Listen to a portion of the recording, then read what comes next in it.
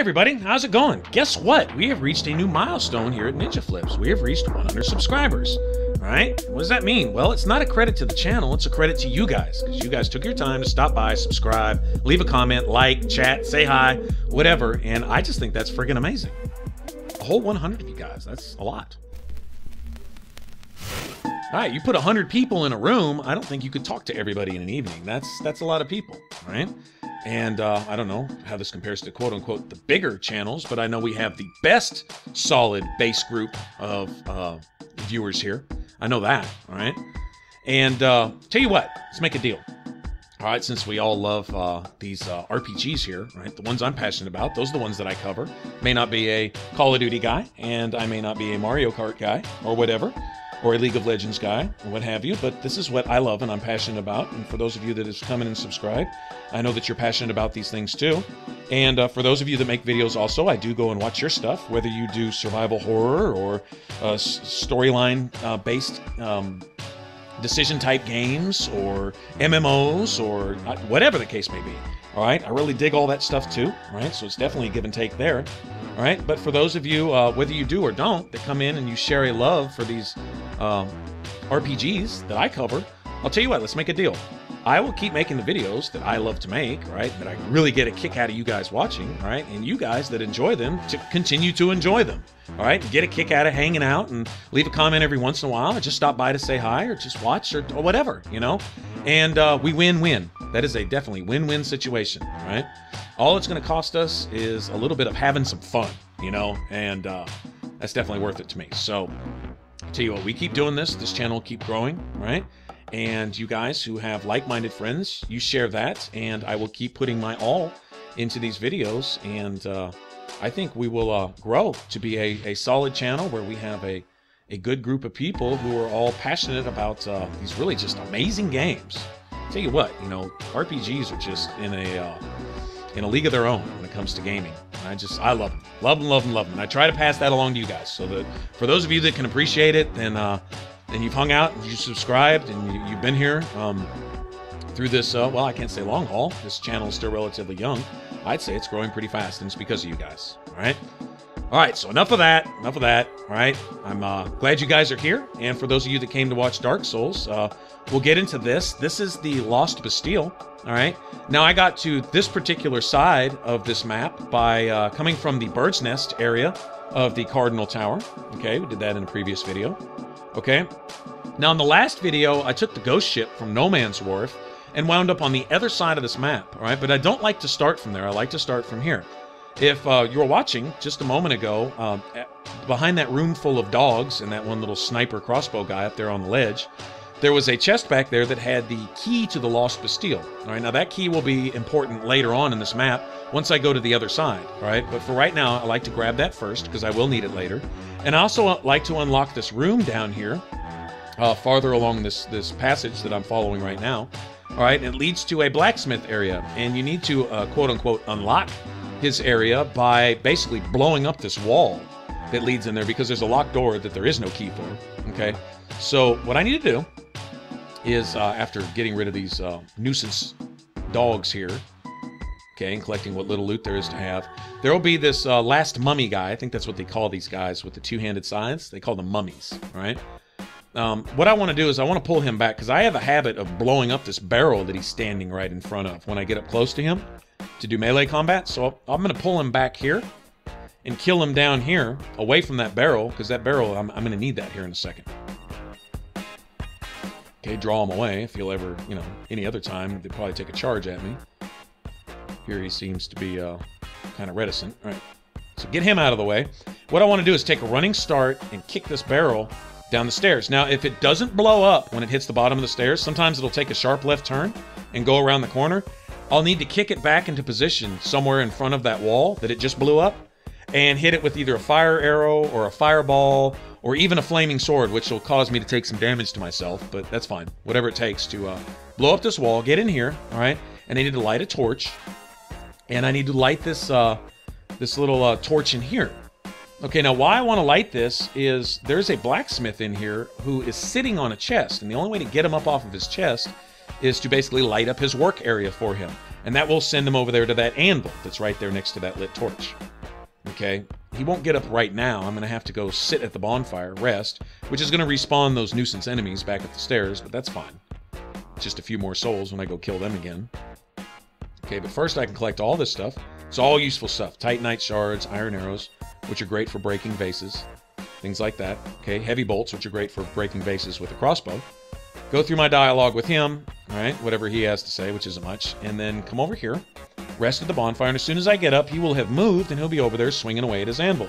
I cannot use him as a blacksmith yet. I need to go get his ember, but what I can do is go loot this chest, which will have a hammer in it, and most importantly, a twinkling titanite.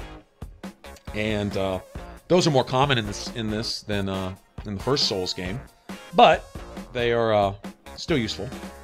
Great to upgrade certain armor and certain gear. And notice everybody's respawned again. Now I'm going to work my way back up. And on this side, really all I'm worried about, besides this blacksmith, is the Ruin Sentinels, right? And a few secret doors, which are mostly to be had after I beat the Ruin Sentinels.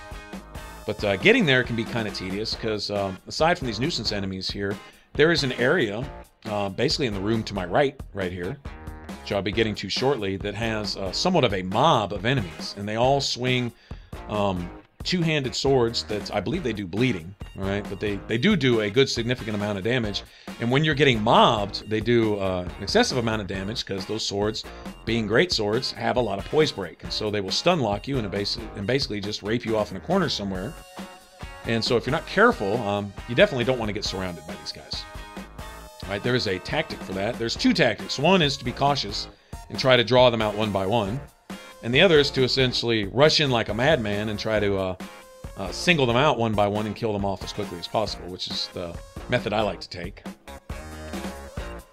Okay, so we cross this little bridge here, all right? Now, like I say, this side of the map is A, to get the key to the Lost Bastille, which has to do with a few doors on the other side of the map, all right, which you can't unlock unless you already have this key. And the other is to get that blacksmith unlocked and to get a few of those crafting materials ahead of time. Okay, so I come down here, take this guy out. About this time, another guy should be coming, and yeah, I probably shouldn't have picked that up. I wouldn't have taken a hit, but okay, so we basically got to single those guys out. Now they're up in that hallway. There's some guys who will aggro on you, all right, but there's a way essentially around them, all right? Come down here, and there's also some loot to be had. Take this little back ladder up, and you can sneak up behind these two guys without ever opening this cage up there that contains about, oh, I don't know, I think it's like 5 or 6 of these guys, about a half dozen of them. Okay, now you can avoid them altogether. They don't offer a terrible amount of souls each, so it's not like I'm losing anything by not killing them. But it does avoid a potential disaster in getting mobbed by 5 or 6 of these guys all at once, because they do hit pretty hard. Like I say, once one of them stun locks you, the rest of them just go to town, and they will gang up on you, and they are aggressive. Okay, so anyway, avoiding them completely. Come down here, and not only is there another loot item, but there is an NPC that I can summon. And I don't see any other summon signs from other players. Normally, I'd let someone else come in and partake and get a share of the wealth, but not seeing anyone here, and for the sake of the video, we'll just go ahead and get to it. I think we can get through this with just the NPC. It's nice to have someone to help split these bosses up. Now, the first one is going to take a swing at you as soon as you drop in. Okay, now with the help of your NPC, you should be able to finish this one off before the other two spawn and come mess with you. You get a short period of time here to deal with this guy. Now I could rely specifically on just dodging skills and always having a small reserve of stamina to be ready to dodge their attacks, but rather than that, their attacks are blockable. Notice I'm just using the large leather shield, which doesn't even block 100% of damage, and I'm doing just fine with it. It has enough of a, what would you say, stamina resistance to keep my poise from getting completely broken while blocking their heavy attacks. And wearing the Chloranthy ring, it allows my stamina regen fast enough to where I can get back into the fight. Right. Now this guy just got unlucky there. I didn't pull off my dodge, and so he gave me the fast travel downstairs. All big hammer, two-handed hammer swing, and quite a loss of health. I was lucky to avoid the follow-up attack from this guy. But notice my NPC is keeping the other one busy up there. Even though the AI on the NPC is rather limited, it does serve its purpose to keep the aggro separated a little bit, all right? Now, I see he fell down, even though I couldn't see the second boss fall down with him. I can assume the second boss is there. Assume that the second boss will also aggro on you immediately. This one didn't, but assume that they will, because they will switch their aggro like that right there at any given moment. All right? You'll notice he seems to have that one busy, and next thing you know, that one's worried about me all of a sudden, even though I'm way over here. So they can switch their attention in a heartbeat. And if you see them pause for a second and wind up, it means they're probably about to leap. There's another attack where you know they're about to leap, where they'll do a quick back step, and then they'll do a quick lunge forward. Okay, and then you have that one where they cover quite a bit of ground with a full 360 attack. And you're familiar with players in PvP that will also do that same attack with certain weapons. And it's just as effective. Once they get you caught in it, it's going to break your block and it's going to knock you down. It's going to do a crap ton of damage most of the time. Now you saw the back step and then the initial, the initial back step and then the follow-up lunge attack. And if that hits you square, unblocked, it's probably going to one-hit you, or real close. Okay, but now that we've got it to 2v1, definitely favors us now. Much more manageable. It's worrying about that second one hitting you from behind. That is the real danger. And I would suggest anyone in this fight, even if you're fully confident in your dodging abilities, to still take advantage of any solid opportunity to heal. Even if you're only at, you know, say 3/4 or half health, still take an opportunity to heal, stay at full health, because at any given moment, they can do a hit and a follow-up hit that if it doesn't kill you outright, will get you close enough that any damage you take after that will probably kill you. Okay? And they're, those heavy hammers they're swinging are good at poise breaking. So, other than you guys coming in here at a higher level that have lots of endurance and great shields and strength built up, for the lighter armor guys or the lower level guys, you might want to take advantage to keep your health topped off at all times if possible. But be careful that trying to heal yourself doesn't get you killed. So like I say, wait for a solid opportunity where they're just done attacking. You have time to drop your guard for a second, get a full swig, and get your guard back up. Anyway, that's my MO for this fight, and it works out fairly well for the most part. Now here I will try to find all the secret areas that I know about. There are more secret doors than I would have thought in this area. That room I believe has something in New Game Plus or New Game Plus Plus, but there's nothing for us here. So I just opened it to show you where it was at. For those of you unawares, right? And one good thing about this this one room over here is it contains a ladder which leads up to a second balcony that you have to jump to. And that jump, I can't tell you how many times I failed that before I finally got it. And the trick is, even though it looks like a far distance, the trick to making the jump is jumping early, which timing my jumps has always been an issue in Dark Souls 1 and this one. Like, for example, the Bed of Chaos. I killed myself more than she killed me, trying to make this one particular jump, timing it right. Anyway, here, the distance between these balconies is the same type of thing. I'll show you. See, I tried to jump late, and I always wind up smacking my face in the edge of the ledge. But anyway, you can come up from this side, and without using that secret door ladder, you would have to make the jump from this direction. Okay, now at the top of these stairs, there's one more secret door. I'd be careful to stay to the left so as not to aggravate this this explosive dummy in here, all right? And then when you get in on him, stay to the left as much as possible, because a sword swing can destroy this wooden chest. So be real careful, or you'll lose out on your rouge water, and all you will get is a piece of rubbish for your efforts. And in the case of Dark Souls 2, I do not believe that the birds want your rubbish. I don't remember if they will trade you for a piece of rubbish or not. If they do, it's only once. But I don't believe they trade you at all. Rubbish has not near the value that it has in Dark Souls 1.